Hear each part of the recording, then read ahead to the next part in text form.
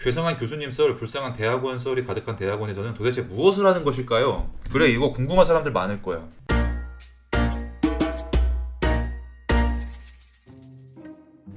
자, 대학원에서의 연구활동을 간접 체험해보자. 공대 버전. 괴상한 교수님 썰, 불쌍한 대학원 썰이 가득한 대학원에서는 도대체 무엇을 하는 것일까요? 그래, 이거 궁금한 사람들 많을 거야. 물론 분야에 따라 다르지만 공대 쪽에 맞춰 글을 써보겠습니다. 첫 번째, 연구실의 종류. 연구실의 종류가 크게 두 가지로 나뉘어집니다. 실제 장비 등을 사용하여 실험을 위주로 하는 실험랩. 이 부분은 아마 키텔의 전문 분야를 생각해서 설명을 해주실 거라. 야, 나한테 넘기지 마, 이런 거. 이론 위주의 이론 해석 랩입니다. 약간 다른 측면도 있지만 아래의 이미지와 분위기가 비슷하다고 보셔도 됩니다. 위에도 뭐 이미지가 얼추 이게 뭐 완전 똑같지는 않은데 뭐 비슷해. 연구 주제 정하기. 이론 해석을 주로 하는 연구실에 가셨다고 생각을 해봅시다. 이제 여러분들이 앞으로 하게 될 일 또는 연구는 무엇이 있을까요? 큰 이변이 없는 한 연구실에서 수행하는 연구 분야가 연구 주제로 됩니다. 그걸 보고 연구실에 지원을 하는 게 대부분이기 때문에 본인이 갔다가 연구 주제가 갑자기 막 생뚱맞은 게 나오는 경우는 거의 없어요. 교수님이 갑자기 이상한 데 관심을 갖는다 이런 게 아닌 이상. 여기서 연구실은 동력학을 연구하는 연구실이라고 생각을 해봅시다. 그 중에서 여러분의 관심 또는 연구실 내부의 상황에 따라서 포물선 운동이 연구 분야로 정해졌습니다. 연구실 내부 상황이란 교수님의 강압, 기업, 연구소, 국가 연구과제 수주 등 교수님의 관심 분야에 따라서 갈 수도 있고요. 아니면 교수님이 뭔가 과제를 하시는데 그 과제에서 이런 걸 하라고 해. 예를 들면 국가에서 5G를 발전시켜가지고 뭐 국가 사업으로 뭘 하나 만들고 싶어요 해. 그럴지는 아닐지 모르겠지만 그러면은 이제 거기 맞는 걸 하는 거지. 근데 막 삼성에서 뭐 우린 6G를 만들 거다 하면은 기업의 압력에 따라서 6G를 만드는 일을 하겠죠. 그런 식으로 연구 주제가 정해집니다. 연구의 시작, 해석 범위 한정하기. 이제 교수님께서 여러분에게 과제를 투척하셨습니다. 이북의 키텔군, 포물선 운동으로 멀리 도달하는 물체를 설계해보게다. 알아서 해보시게. 이제부터 여러분은 포물선 운동의 해석을 위해서 교수님과 씨름을 하게 됩니다. 교수님, 초기 발사 각도랑 발사 속도를 주는 방식으로 충분하겠죠? 간단하게 하고 싶은 신입 대학원생. 그건 좀 짜치네. 발사 시점에 구체적인 힘을 압력으로 주는 형태로 구현을 하자. 일단 근사하게 만들자는 교수님. 나 소신 발언. 교수님이 맞다고 봄, 이거는. 교수님이 좀 짜치네, 이게 그거야. 좀 짜친다는 그거는 이미 너무 쉬운 연구고 많은 사람들이 한 거고, 그러면 우리는 발사 시점에 구체적인 힘을 압력으로 주는 형태로 구현을 하자. 더 세부화시킨 거야. 이건 이점이 뭐냐, 내가 뛰어난 퍼포먼스를 내지 않아도 그거에 비해서 좋은 논문을 쓸 가능성이 있어요. 왜냐면 남들이 많이 안 했기 때문에. 이러면 오히려 교수님 말을 듣는 게 좀 더 쉽게 가는 방법이에요. 이거는 교수님한테 고마워야 하는 게 맞다고 생각합니다. 그 시뮬레이션 하는 김에 공기역학, 탄성 충돌 이런 내용도 반영할까? 하지만 교수님은 여기서 멈추지 않습니다. 뭐 그렇게 우리가 틈새 시장을 파고들면 잘 될 것 같지만 그래도 씨발 내가 가오가 있지. 그렇게 좀 조밥처럼 연구해야겠어? 내가 우리 공기역학, 탄성 충돌 이런 것도 할 수 있어. 야, 이것까지 해보자. 이렇게 되는 겁니다. 아니, 교수님 그럴 시간이 주말에 놀아야 하는데. 투정하는 대학원생. 근데 이거 신입 대학원생이라 그래.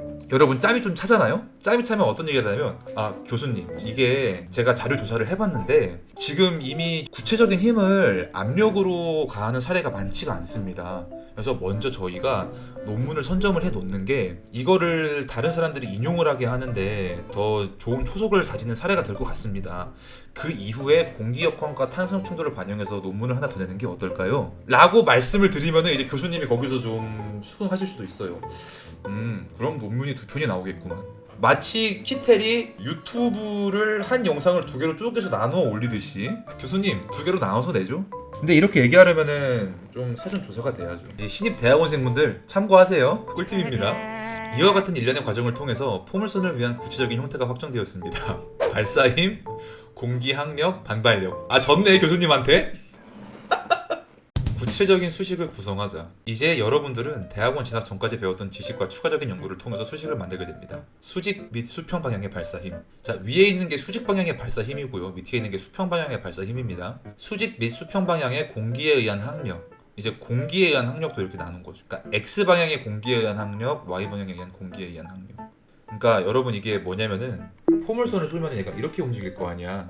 얘를 나눌 수 있죠. 이렇게 X 성분과 Y 성분으로 나눠서 계산할 수 있죠. 지금 1차원만 봤을 때는 얘가 지금 힘을 받아서 움직이는 거랑 공기를 받아서 이 저항력으로 가는 힘을 방해하는 거, 그거를 X랑 Y로 나눠가지고 계산한 거예요. 간단하게. 이러면은 운동을 쉽게 볼 수 있거든요. 여기 뭐 수학 좋아하시는 분들은 베이시스 이런 걸로 이제 나누죠. 지금 저희가 보는 건 카타시안 콜디네이시라고, 그리고 기타 중력 및 지면 충돌 모델 등등.